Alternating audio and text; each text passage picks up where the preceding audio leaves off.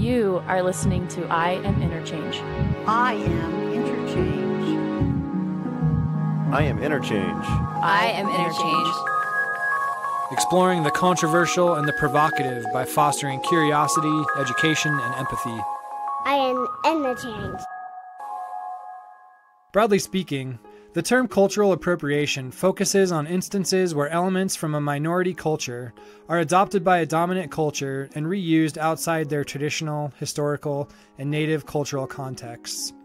In this episode of the I Am Interchange podcast, a diverse panel of artists, activists, and entrepreneurs examine whether cultural exchange can happen in a way that honors unique cultures and identities, or if the history of using other cultures for financial gain makes it more difficult for an exchange to happen in an intentional and respectful manner. Welcome to the I Am Interchange podcast, exploring the controversial and the provocative by fostering curiosity, education, and empathy. This is a humanities project and talk show style event where artists, activists, and entrepreneurs with different ideas and perspectives converge to engage in thoughtful dialogue and debate on multiple topics. Through a good mind flush of new ideas and creativity, we create a level platform for history, politics, religion, philosophy, ethics, reason, values, and aspirations. Today's topic is a cultural exchange or appropriation. Whether or not the term cultural appropriation is on your radar, it has been something of a growing phenomenon over the past few years.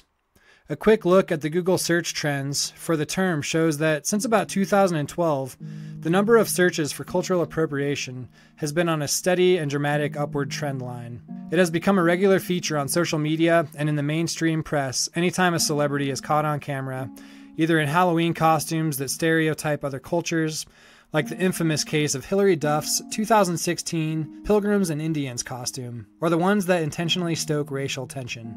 In the case of the later, the example par excellence belongs to actress Julianne Hough in 2013, who donned blackface to go as the character Crazy Eyes, played by an African-American woman, Uzo Aduba, in the series Orange is the New Black.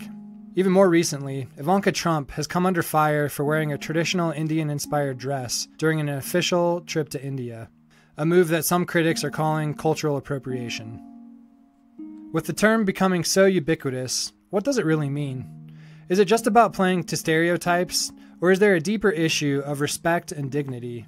Broadly speaking, in sociology, cultural appropriation, which is often called cultural misappropriation, focuses on instances where elements from a minority culture are adopted by a dominant culture and reused outside of their traditional, historical, and native cultural contexts. This can be found with food, fashion, music, religious iconography, anything that originated with and is part of someone else's cultural heritage. Think of it like this. The products of a culture are the collective intellectual property of the members of that culture. The music, art, language, and traditions of your culture belong to you in a way that it does not belong to people outside of it, and vice versa. Appropriation is a violation of that intellectual property right against each and every one of its rightful owners. While everyone might have access to the elements of someone else's culture, you might have no more right to claim it as your own and use it for your gains any more than your company can claim the intellectual property rights as their own. While this might be a clunky analogy, it helps set up a framework for the discussion moving forward. This raises a problem. Where do we draw the line between appropriating part of another culture and adopting part of it into our own? We always hear that America is a nation of immigrants, and all of those immigrants bring their own culture to our shores. Some parts make their way into the mainstream and become part of our shared American identity, and we tend to pride ourselves on that blending.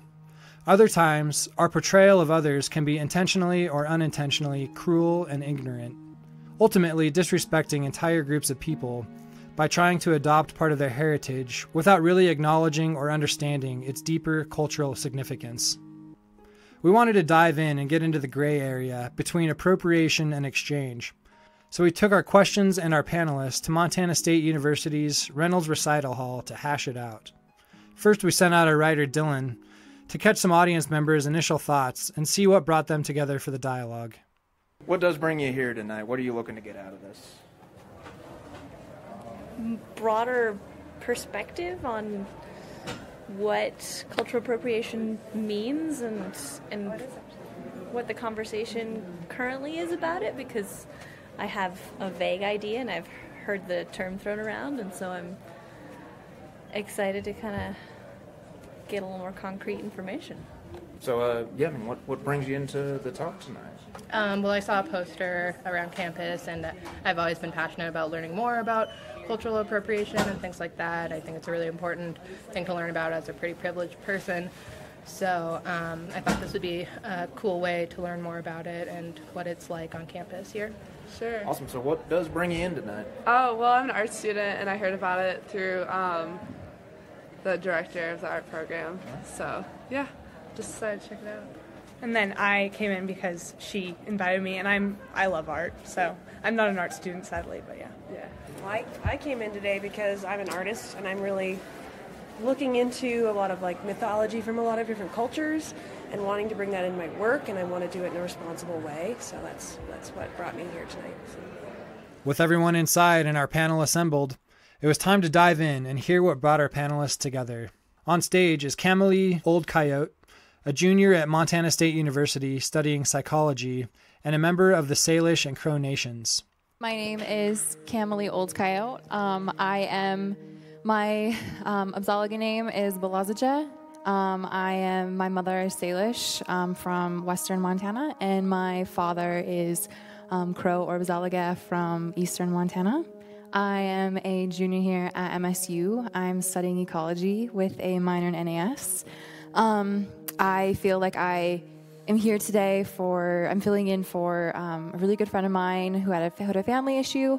But when it comes to cultural appropriation, I feel like I have the right to give my opinion on it because it does concern me and it concerns the people in my community and how we go forward. So I really think the conversation on cultural appropriation is really critical, and I think that it's really exciting that we're having this and we're having this type of to dialogue, and I'm looking forward to hearing what everyone has to say. With her is visual artist Michael Lewis, whose work is influenced by the West and indigenous culture. My name is Michael Lewis. I was born and raised in Wyoming, and for the past 27 years I've been living in Washington State and working as a professional artist. My art does at times predict different cultures, and I've been commissioned to include culture in my artwork, and in so doing, I want to make sure that I am in no way offensive to the cultures that I depict. Next up is Quentin Robinson, a movement artist who views dance and movement as a catalyst for breaking down borders and treating dance as a universal language. My name's Quentin Robinson, and I've been dancing for about 19 years, and movement is something that I use as a catalyst to open up the door and gateway to break barriers internationally with students, refugees, homeless shelters, anywhere across the board.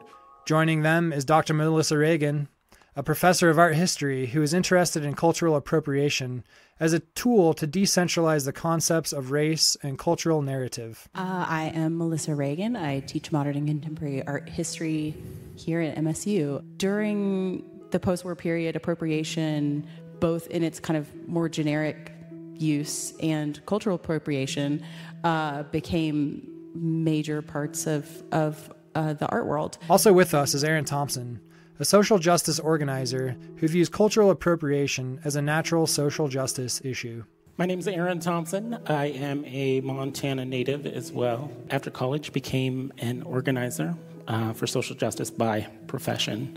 I had been an activist a little bit before that. Spent a good 15 years working as an organizer in communities from Seattle to South Carolina to New Orleans to Chicago, getting the opportunity to organize folks to make their lives better through organizing around social, racial, and economic justice. Cultural appropriation, I think, is a natural racial justice issue. Finally, Ben Pease rounds out the panel as a former MSU student, artist, and member of the Crow Nation. His work is always conscious of preserving his heritage, while still having to be consumed by non-native audiences to earn his living. My name is Ben Pease. I'm Abzaliga. This is Crow in Northern Cheyenne. My Crow name is steals the guns from 2 enemy camps.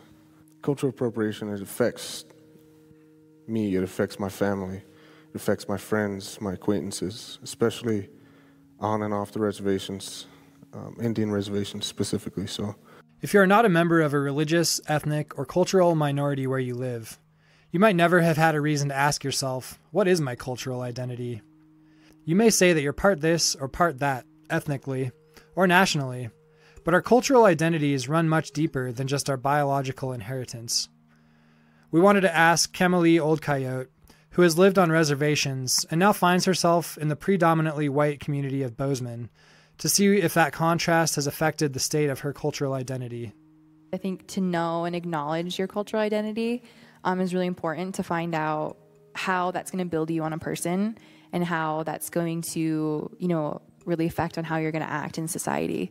And so I would say, when Tate and I were talking and he was asking me about my cultural identity, I actually said that it was strengthened by being in Bozeman, which is a predominantly white town.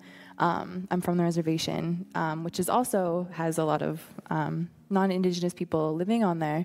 But it seemed like when I came here, it really reaffirmed who I was in terms of I was watching how other people were living, and it was like, this was who I am, because I was looking at other people were living, and I was really focusing on how I was perceiving that or how I was, acting towards it. So I feel like my personal identity or my cultural identity has just been strengthened by being with other people, not from my reservation.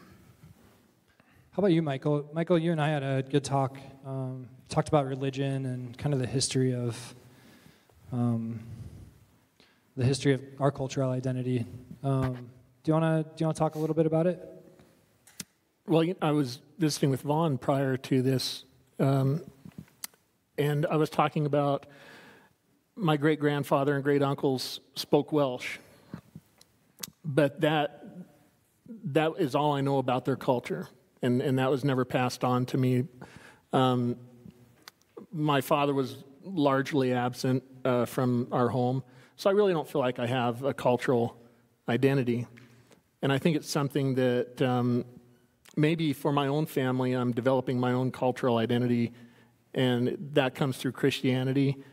And that was not how I was raised. I wasn't raised in a household that practiced that. But I think that would have to be my identity at this point. Thank you. Want to go? In many cases, as an African-American male, when you say the state of my cultural identity, I can honestly say that in many cases, not just for myself, but a high percentage of African-American people here in the U.S., the only culture that we know is here, because in the history books, everywhere across the U.S., the story is not told, and it's been so snatched and, I would say, beaten out of the race, out of the culture has been beaten away so bad to where we have no identity outside of the U.S. So when you go back to Africa, you can walk into Africa and still be rejected because you're not from there, and we don't have a home like as if we were, Japanese or Chinese. We don't have that place we call home. There is no place to call home. Aaron or Melissa? Yeah, it's interesting the degree to which having knowledge of one's family history or it's interesting the way, sorry, now I'm just going to start talking to everyone. It's interesting the way that you're echoing his sense of diaspora or forgetting or a kind of loss of that sense of the coherence of your sort of familial, racial, cultural, and regional identity as all being in one place. And I think it's interesting because I've been thinking about that too, that I actually have little to no knowledge of my family history beyond where my parents were born.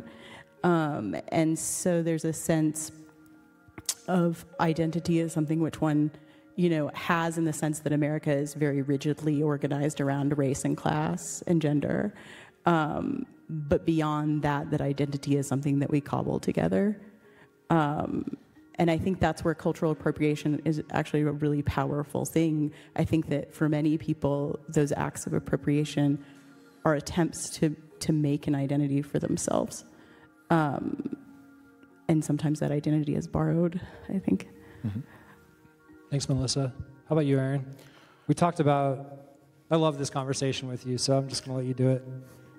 So it's interesting for me because my mother was white, my father was black. So I walk between two very different worlds. I grew up in a white middle-class family. I didn't actually meet my father until I was 17 years old.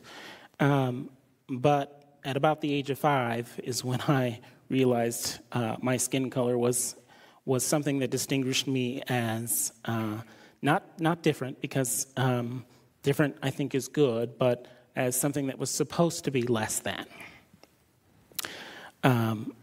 I was lucky to grow up with two very, very amazing women who didn't ever try to tell me that I wasn't different. In fact, different was the strength. I was different. And that was what they loved the most about me. So I come from this place. I like to call myself an uppity Negro, because having that background of white middle class family, I grew up not knowing any better that I should just take it.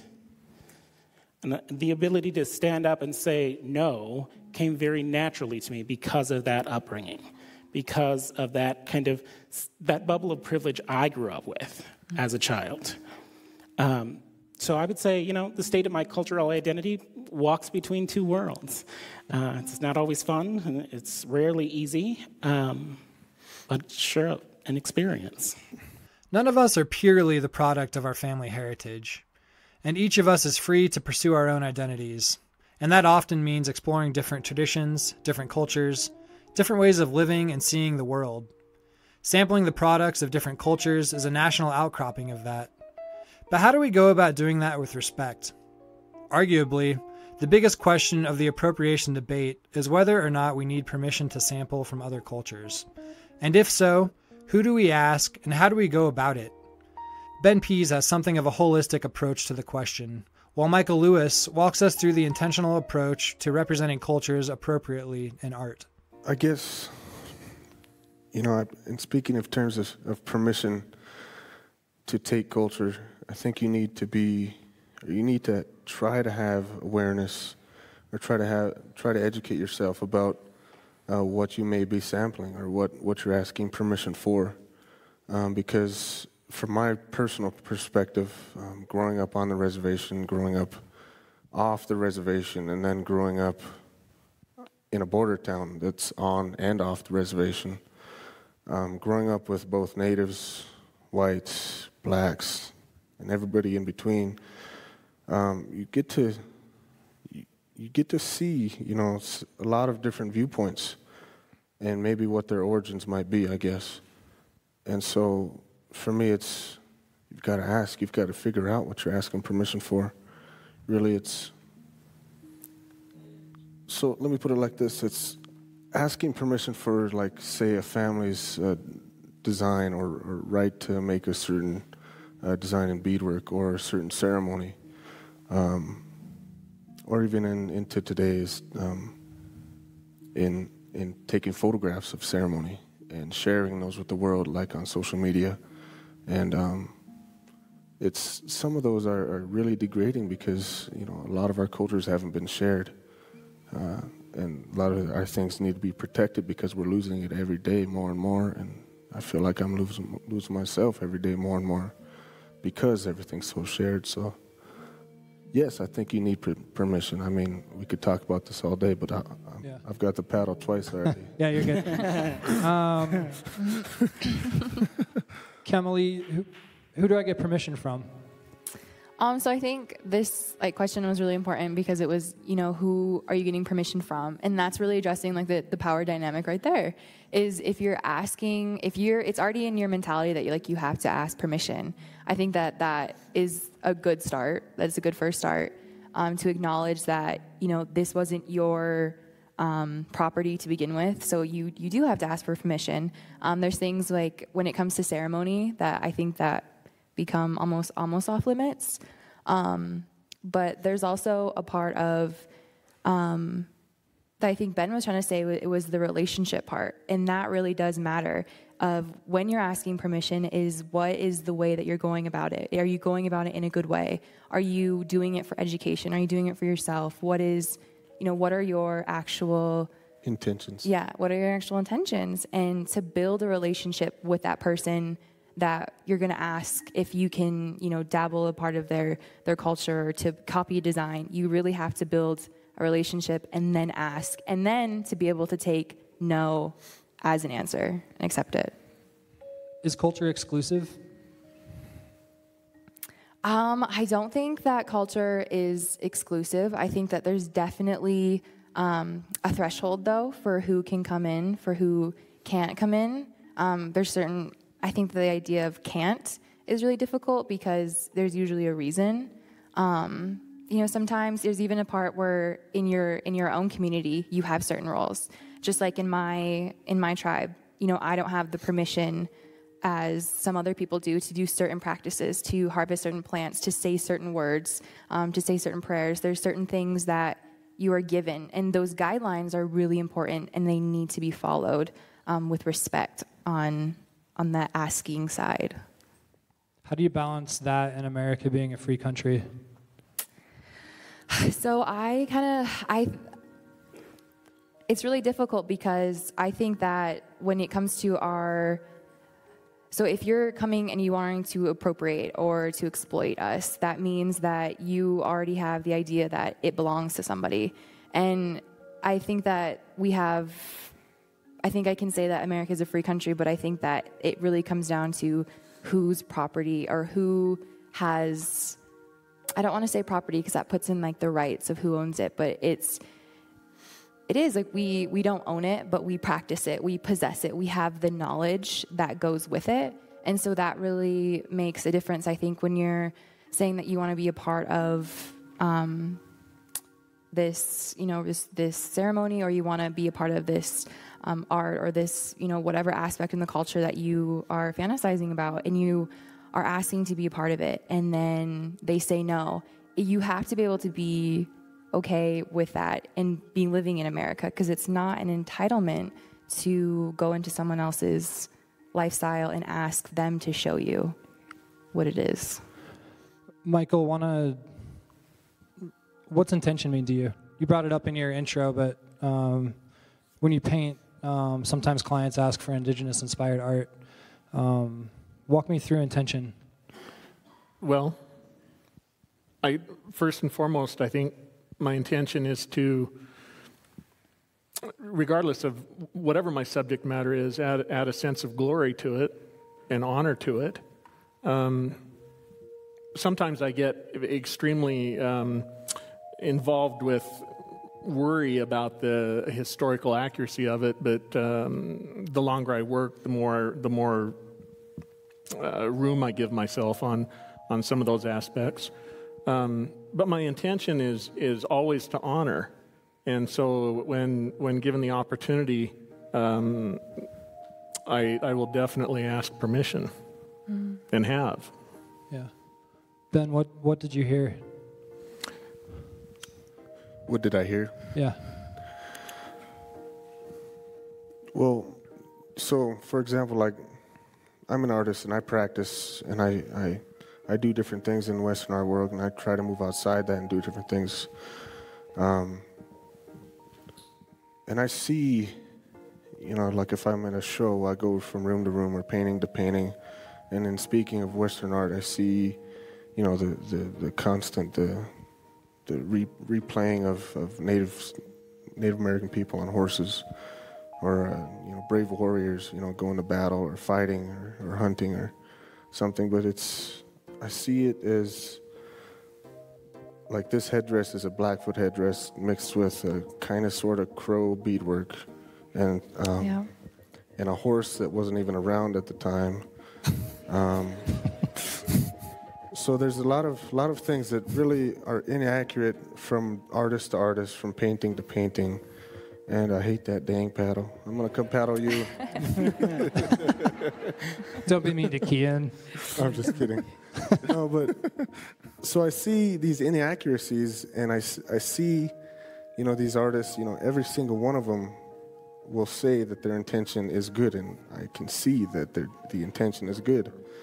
But it's not always correct, because historically, from my perspective, warriors had different ways about them. They gained them through battle or through dream states, or, you had to make your way. You had to make your steps to get these things. And just to put them out there on a canvas or a piece of paper every day is sort of give or take. It's a disrespect. So we could talk all day about it again, but Do you want to follow up, Michael, or anything? Very much. Yeah. Okay. But you have to suspend the pedal. So I had visited the Jalamish powwow in Post Falls and sat down, and I was, just really enjoying the dancing. And a woman came and sat next to me, and I said, well, do you have family that's dancing? She said, yeah, that's my nephew. And I was like, yeah, well, I had picked him out as being just brilliant. I thought he was just doing a brilliant job. And then the next group came, and I'm looking, and there's a dancer that really seems to stand out. And she said, that's my son. Mm-hmm. And then the next group, that's my daughter. I said, the outfits are amazing. There's a blend of contemporary and there's a blend of traditional, and it's gorgeous. Would it be okay if I did their portraits? I'd love to paint them. She said, I'm going to have to talk to my husband. So I thought she was going to live a phenomenal distance away from me. Turns out she lived 30 miles from me. So, okay, long story short. I met with the father. The father said, you have to learn about my culture. You have to learn about my heritage, my history. So he had me read a book. It was one of the most fulfilling things I'd ever done. It was fantastic. And then I was able to do the portraits, depicting the traditional, things that were 100 years old with the contemporary was my goal. Right. So it's like intention is great. If you have good intention, you have good direction. But it's about the culture that it's who I am. And for example, if your intention is good, but the next artist down the line, for my wife, she's a beautiful Navajo woman, and we were sitting at a powwow. We weren't dancing, but we were sitting there, and an artist was sitting by me. He said, hey, your wife is very beautiful. Would you mind if I painted a portrait of her? And I said, I'm going to have to talk with my wife, and I'll let you know what we decide.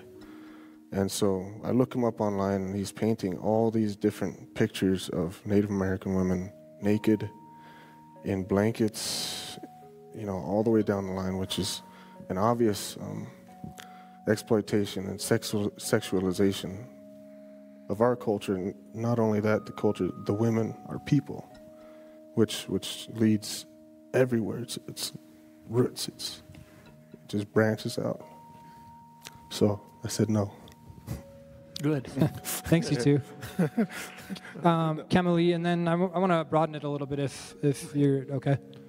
So I think that, like, when you were saying, that you went to this family and they gave you this book to read, I think that that's a really good start. But I think that you're kind of making it sound a little simple of, like, to read a book is to get everything that you need to have, all the information to deal with that. And I think that that's really unfair. There's 567 recognized tribes in the U.S., each with a different culture, with different ways, with different protocols, different things that they feel that they're on this earth for. So I feel like one book isn't going to put everything in perspective of those 567 tribes, nor any of the history that's been happening between genocide and assimilation, boarding schools, everything that has happened. You can't sum that up in a book. And so I think saying that is like your education prerequisite to paint these children, I think is a little bit unfair and a little bit just, it's not putting the weight that it needs to have on what information you need to have before you go into a community. and I didn't choose the book. That wasn't my stipulation. It was the Father's. Mm-hmm. He felt that it was satisfactory. So like, look at it like this. So I physiologically have the DNA that says who I am. It tells me I am. And even that is not enough. Even that doesn't give me the permission to use all of my culture. Yep. Or any one of the 567 plus another 200-300 tribes or so, unrecognized by the federal government. Just doesn't. And so I'm gonna try and broaden it. Do either of you three, Melissa, Quentin? Well, there's a couple of things I want to say. So, in responding to, do you need permission? The simplest way that I've heard this rule is cultural exchange should be by invitation and mutual. Those two things exist, then it's okay. And Michael, you were within that realm on this particular piece? As far as open invitation or? Yeah. Well, it was a public event. Yeah, okay. I could have just taken pictures and run and done the art, but I tried to show respect and ask permission to be involved. I didn't mean to interrupt you, Aaron. And then, yes, America is a free country, and this goes way beyond this conversation. I think the easiest answer to that question is, even though you can do something, doesn't mean you should do something. And that's always the first thing we should be thinking whenever we're talking free country. Yep, you can do it, but should you do it?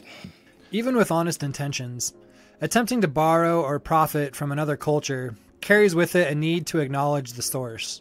If you want to think about it in terms of intellectual property, you have to give credit where credit is due. But what about acknowledging the race of that originating culture? Is that the fundamental in respecting the products of the culture that created them? Race is a sensitive topic, but is there such thing as hypersensitivity? Ben Pease walks us through this one. I sort of equated it to assimilation and appropriation being the same beast. I mean, they come hand in hand most times. Because... Ben, will you speak up a little bit more? Mm-mm. No? All right. Closer to the mic then. Test. So, the same beast, appropriation and assimilation, what I was getting at, about 18, 19 minutes ago, 20 minutes ago now, what would America be without the image of the Indian or the Native American? Would westward expansion, been as successful as it was? What if every single treaty was upheld, and but that's not it. Those are all just what if circumstances, situational type stuff. It's really interesting point to think about it, though. I mean, where would, like I said, the diplomats or writers or the church, where would our society, as we're sitting here in Bozeman in the mountains with thousands of people around us, where would we be if those things happened? If assimilation and appropriation weren't the same thing. Okay, thank you. We'll stay on topic, but say I'm a white kid in small town Montana, and there are only white kids in my class, and we're doing a play on, Native American history. And I mean, how do we educate small communities that don't have access to things like this in an entirely white classroom?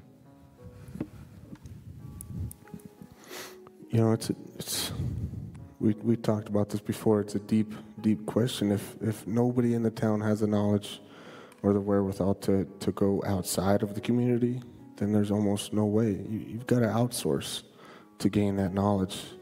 And if you don't do it, you're dead in the water, man. So what's the evolution of culture if resources are limited, how do we get out there? How do we really make a change in small communities if we, I don't know, is there a looser term of appropriation? Well, I think we've been standing all night as exchange, right? Yeah. Okay. All right. Anybody else want to chime in? I think I feel like when I look at, culture in it, I feel like when you take, okay, sorry, I'll start over. So when you have someone who has knowledge and it's passed down, the culture is being replicated throughout the community. I don't think that it needs to be appropriated. I think it just needs to be told from that person. And so I think I don't think that going into a situation and saying appropriation is the only option of getting out, this art or getting out these worldviews or getting out these things that are embedded in this culture. It has to be, I think that's where white allies really come in, and to where you can elevate the people who do have the information. It makes more sense to me to go in and become friends with someone and to help them out to get their story rather than to take their story and to get it wrong possibly, and then to be the voice who's sharing it when you don't really have that same mind view as that person. Melissa, as an educator, what are some techniques that have helped? I often have all white audiences of students. Yeah. Okay. So, how do you wiggle through it? Well, I think that we can't underestimate people's ability to be empathetic to things that they are told and shown. I mean, I think that trying to create as much circulation through your classroom is really valuable. I would love to see more circulation in our classrooms in terms of bringing people from outside the experience of the majority of our students, and outside of the experience of this region as well. But I don't think that means, right as you say, that the only option is cultural appropriation. I think people are smart. And I think that they can be sensitively taught material which is not from their own culture, and often not from my culture either. By now, it is clear that there are no clear right answers. But having an awareness of the meaning of someone else's culture and an understanding of what you are doing when you try to sample parts of it are obvious first steps. Understanding. Truly understanding. Though it's not quite so simple. Listen to what happens when we ask about whether it is possible to really come to understand the Black experience in modern America. How and can you get inside of the Black experience? No. Thank you. And the reason why it's a definite no is because it's internal. It's not, and if you do say you're going to get into the Black experience, to me, that's just like saying, I'm going to go to Six Flags and hop on a roller coaster and get off in like 3 minutes and be okay. But if I told you, hey, that roller coaster, there's about 10 rails missing and bolts falling out of it every single day, and you don't have a seatbelt while you're in there, are you going to jump up to go to get that experience? No, you're not going to go. So with that, how do you get inside of the Black experience? You can't, because it's an internal thing. To experience something is just to take a sample of it, knowing that you're going to be okay. Every day I wake up, I don't know if I'm going to be okay. So to be inside of that experience, it's an internal thing that you go through daily and you feel daily when you walk down the street daily. And I'll go into that, what we spoke about, after you go. So that's exactly right. No, you can't. When doing anti-racism work for white allies, rule number 2 is I will never know what it's like to be Black, because you will never know what it's like day after day to live in brown skin as a white person.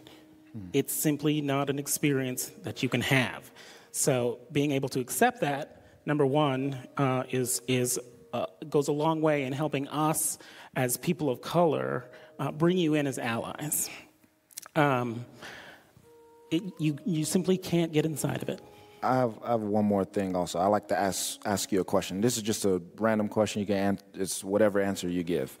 When you're walking down the street at night, and this is just to get a universal answer, and this can go from anyone. Ask yourself this question also. When you're walking down the street, your street at night, and it's dark out, and you're just walking down the street to get home, what are your thoughts? You're 5 houses down. and you're just going to your house. You're walking down the sidewalk, and it's dark. There's no lights, but you're walking down the sidewalk. I'll give you two scenarios.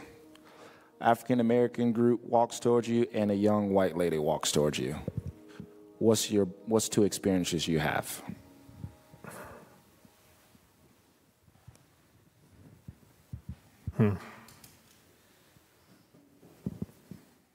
I don't really care to talk to the young white lady. Mm-hmm. I don't. I'll say hi to either group passing by. Okay. If it's any group, regardless of skin color, coming towards me where I'm outnumbered, I'm gonna have my alert on. Yes. So. Agreed. Right. Now, with that, what you just said, when I walk down the street, and I can be 3 houses down, I can be in front of my own house. I am praying that a middle age or anyone outside of my race walks down the street. And when I say it's internal, it's a thing that I'm thinking, I hope they don't walk towards me down the street because they're going to think that I'm a dangerous person. That's the internal thing.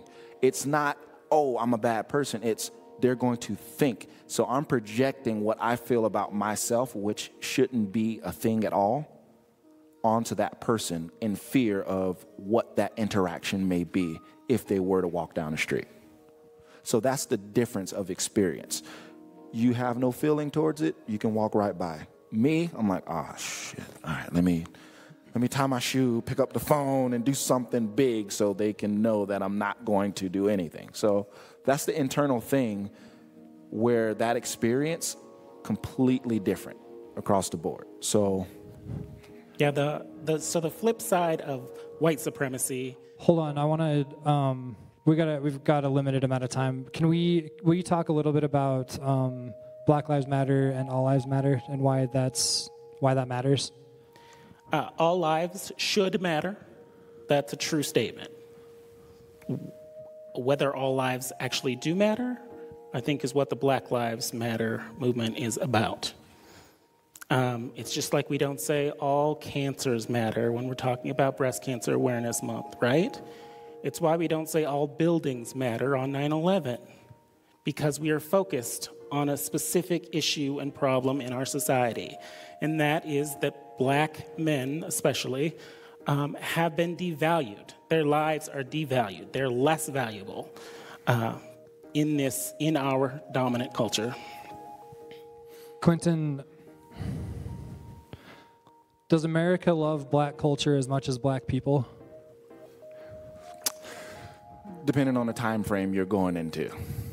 I don't know. What's the first thing that shot to your mind? All right, first thing that shot to my mind, well, two things shot at the same time. Yeah. First thing, real fast, just to get past it, America loved Black people when slavery was in effect. Loved them to death. Free labor, cheap, dime a dozen, keep it moving, right? Now, when you talk culture, it was loved so much that it was taken and consumed and basically flipped to where it was, thank you, I'm going to demonize you, and I'm going to use this for certain gains. Like, just in general, the thought process, the just common knowledge that came out of Africa, the Moors, like just a bunch of things, like the culture, the history, the science, mathematics, certain instruments, it branched out of the African, the Black culture. So nowadays, it's so washed away to where we don't even know what was actually valued and loved, because it's no longer, or it was never called or given credit to because of the patent. Melissa or Michael, what do you two think about that? Does the original question, does America love Black people, Black culture more than Black people? I mean, I guess it depends on what the definition of the word love is in that question. If love is enjoy consuming, then yeah, Americans absolutely love Black culture for sure. If love means something more like consideration and a kind of continuous empathetic relation to another, we do kind of a bad job of that, I think, both at the cultural and the personal level. Yeah. Thank you. How about you, Michael? Thanks, one person. I thought it was great too. Well, I grew up in Wyoming, and so I can't even begin to comprehend Black culture or any of that. What I think I see happening in America is what you stated. There's this embracing of the idea and the culture, while they don't give credit where credit is due. Is that really what you're saying? And just to run down that real fast, that's why I said I had like two feelings on that, because just going through history where, slavery was in effect, and then you break slavery away and that love shoots down because now you have thousands of freed slaves. So let's find out what we're going to do with them because they're taking jobs. Let's form unions. Oh, it's a war. We have the Devil's Punch Bowl. That was an internment camp here in Mississippi on the U.S. and U.S. soil, which we're trying to take that value, that number down. The police system created. Let's take that number down. Let's start to build systems because we can't ship them back. That's where that appropriation came from. That's where that culture, everything snatched from. We have no location to send them back to because we snatched the language and everything away from them. So therefore now everything is how do we get rid of them as fast as we can, rather it's lab-built diseases or certain just systems. How do you get rid of them now? Still deep in gray areas, we were coming up on the final questions of the night. One thing was still up in the air. What about those cultural elements that have been around and have been shared for so long by so many people that they don't seem to belong to any one particular group anymore? When you get a country with so many different cultures and backgrounds sharing everything to the point of cultural remix, is there an expiration date on certain sensitivities and certain claims to ownership? And is the idea of a melting pot, where the distinctions and divisions disappear and everything is blended together, even a good goal for a society? Ben Pease leads us into this one. I think of it like, you said sensitivity. To me, that's like asking me to forget about 9/11, all the people that died in 9/11, or, the Nazi Holocaust, Jewish Holocaust. Sorry, my phone is ringing. And I can't just forget about, the Native American genocide, the genocide that happened on our soil. And I can't just forget about, people taking and taking and taking, not just our culture, but our people, our life, our lives, I guess. I just can't forget about it. Guys, jeez. Sorry. And they're in line waiting to greet you. Yeah. Hello? No, I'm just kidding. No, but it's something, inside of me that I just can't do. I just cannot forget about these things. So there is no sell-by date where I'm just going to get over it, or my kids, or their kids, because it's in us. This is who we are. We can't just give ourselves up to be bastardized continually. And, yeah. Thanks, Ben. Who's up next? Quentin? Well, I would say to answer that question the best way that I can is everyone in the room look at me. Look at him. This is the perfect example of a culture that has a sell-by date. Because of our history being erased, because of our history being not appreciated or shared or thought about in a way of, again, certain people that just did these amazing things. The different groups, the different tribes that were out in Africa before, like the actual light bulb that had connectivity with the stars and everything across the board. So when you think of, again, losing culture or when is a sell-by date on it, that's already happened. And this is the results of that happening. So people aren't sensitive about it anymore? No, because when you say that's racist, first thing you say, the same thing as being hypersensitive, that's reverse racism. Like, what in the hell does that mean? Like, okay. It's within that same realm. So it's not as sensitive anymore, because if I do go to a history class and say, hey, let's put this person in the books, for what? Like, for what? Well, because this was one of the wealthiest people in history that happens to be out of Africa. That's an important thing that I think people should know. But again, certain histories are important because you don't see them in history books. You don't see original paintings. You don't see original just philosophies coming out of certain locations, original maps. You don't see these things because it's no longer important, or it's dangerous.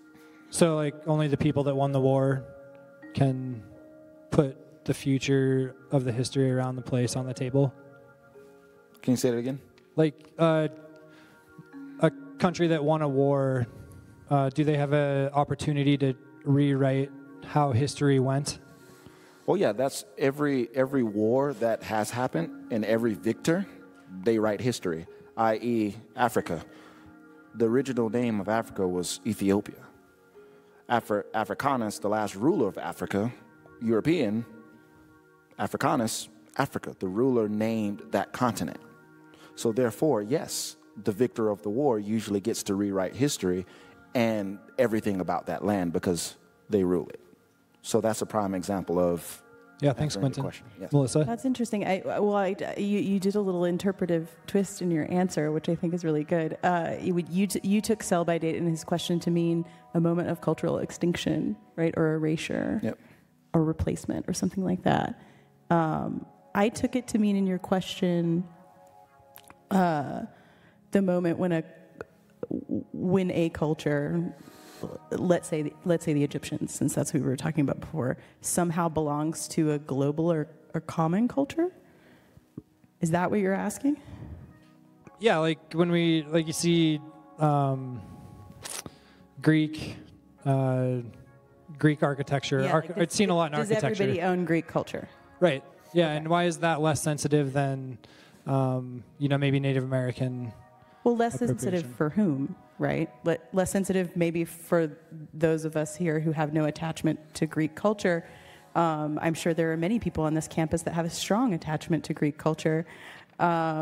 Greek culture means a lot of things. Greek culture was the culture that was appropriated for use in plantation architecture.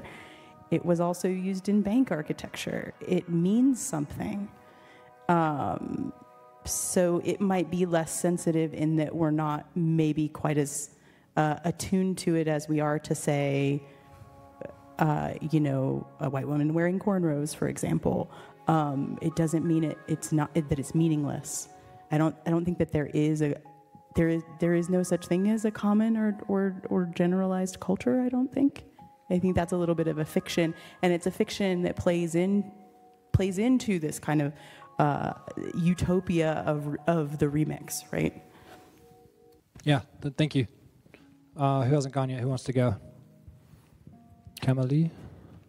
So I think that there shouldn't be like a sell by date. I don't think that there should be like a time where like a culture, I guess, is like discredited for the work that they've done or the things that they've been a part of.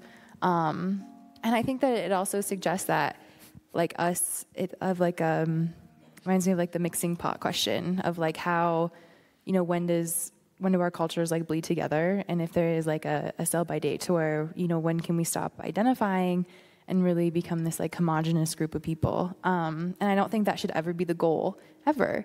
I think that we should, the differences of different people and just in with tribes, and then it also goes, with race, and, we all share something like really special.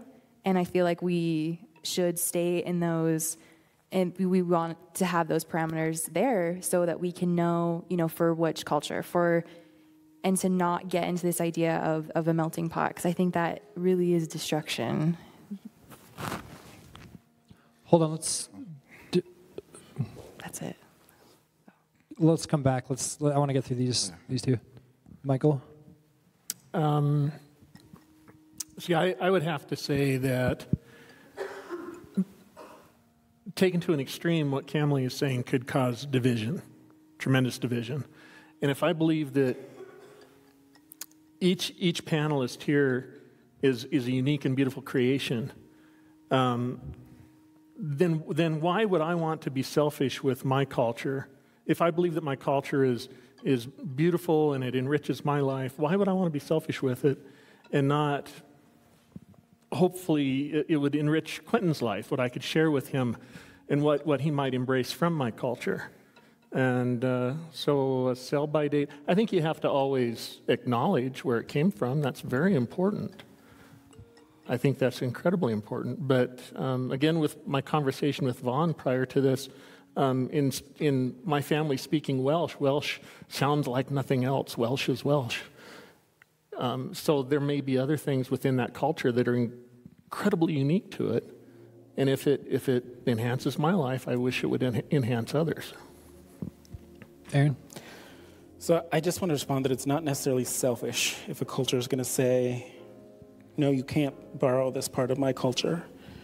Because the reason for that, it's about the balance of power. And an oppressed culture knows they cannot trust your culture with these bits of them. Because history tells them they will be bent and twisted, they will be dehumanized, they will be annihilated, and you have lost a big chunk of who you are when that happens. And I think that's the entire conversation here, is about cultural appropriation versus cultural exchange. Cultural exchange is a good thing. She's right. The melting pot idea, I've always hated that.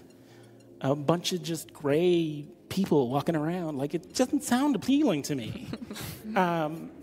The idea that we should be a colorblind society, how boring does that sound to you? The idea is that we are America, and the idea was supposed to be that everybody could come here, and they could bring who they were and be who they were. And we would all live together and learn from each other, exchange those cultures, not necessarily steal them or turn them into something bad, but exchange them. The melting pot, one of the very first things I heard was a mentor of mine talking about, rather than thinking about it as a melting pot, think about it as a stone soup, where all these individual pieces come together to form one really great thing, but every bite is different. Because you get a little something different with every spoonful. On that note, we draw this episode to a close and encourage you to comment on our page and start a dialogue in your community. Remember, share airtime and don't ruin dinner. This episode was produced by the Montana State University School of Art, 10 Directions, Dylan Jesse, Tyson Lunn, and me, Tate Chamberlain. Our music is produced by Nintendo. A big shout out to our sponsors, the School of Art at Montana State University, Humanities Montana, Montana Governor's Office of Economic Development, the City of Bozeman, 10 Directions, Hatch, the Emerson Center for the Arts and Culture, Montucky Cold Snacks, the Nova Cafe, Headframe Spirits, Zocalo Coffee House, Whistle Pig Korean, the Sola Cafe, Shank Construction, Ben Johnson Photography, Loken Productions, and Blunderbuss. A huge thank you goes out to Susan Denson Guy, Vaughn Judge, Royce Smith, Dylan Weber, Kean Ahern, Justin Ardent, Shannon Hughes, Aerial Arts of Bozeman, Dreamwalk, Quentin Robinson, Ben Johnson, and Ben Morris. Our speakers included Ben Pease, Dr. Melissa Reagan, Quentin Robinson, Michael Lewis, Aaron Thompson, and Kamali Old Coyote. Do you have an issue that's riddled by gridlock in your community? Email us at tate@iaminterchange.org. That's TATE @iaminterchange.org. I am Interchange.